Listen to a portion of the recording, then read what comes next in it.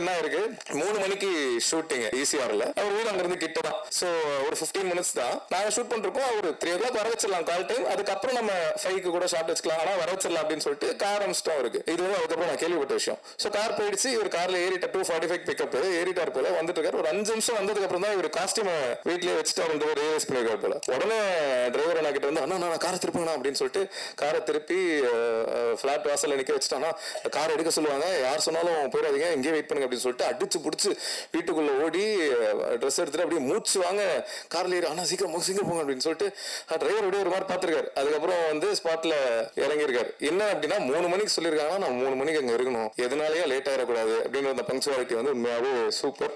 இது வந்து எனக்கு எப்படி தெரிஞ்சது அப்படின்னா அந்த டிரைவர் வந்து வேற ஒருத்தர் கிட்ட சொல்லி அவர் வந்து நம்ம ஈபி கிட்ட சொல்லி ஈபி என்கிட்ட சொல்லி அதுக்கப்புறம் இதெல்லாம் முடிஞ்சு ஷூட்டிங்லாம் முடிஞ்சு ஒரு 10-15 நாள் கழிச்சு நான் காலில் அவர்கிட்ட இதை கேட்டேன். கேட்கும்போது ப்ரோ என்ன ஏதாவது ஆள் வச்சு ஃபாலோ பண்றீங்களா, எப்படி இதெல்லாம் அப்படின்னா இல்ல ப்ரோ சினிமால இதெல்லாம் தெரிஞ்சிரும்ல அப்படின்ற மாதிரி தான் இருந்தது. ஸோ இந்த sincerity will take you places bro. அவர் பார்க்கறதுக்கு தான் கொஞ்சம் சீன் போடுற மாதிரி ஜென்ரலாவே கொஞ்சம் அப்படி என்னையுமே ஸ்கூல் டைம்லாம் அப்படி காலேஜ் டைம்லாம் சொல்லியிருக்காங்க நீங்க சீன் போடுற ஆளுன்ற மாதிரி நினைச்சேன். பழகினதுக்கு அப்புறம் தான் தெரிஞ்சது நீ ஒரு டம்மி பீஸ்ன்னு அப்படின்னு.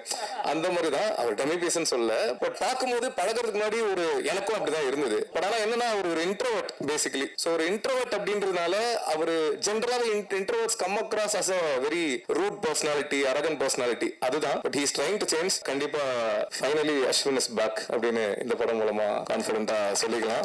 ஏன்னா அவரோட கதைக்கும் தியேட்டர்ல பயங்கரமான ரெஸ்பான்ஸ், எல்லாம் பயங்கரமா என்ஜாய் பண்றாங்க. ஸோ அது ஏன் மூலமா நடந்திருக்கு அப்படின்னு நினைக்கும் போது எக்ஸ்ட்ரா ஹாப்பினஸ்.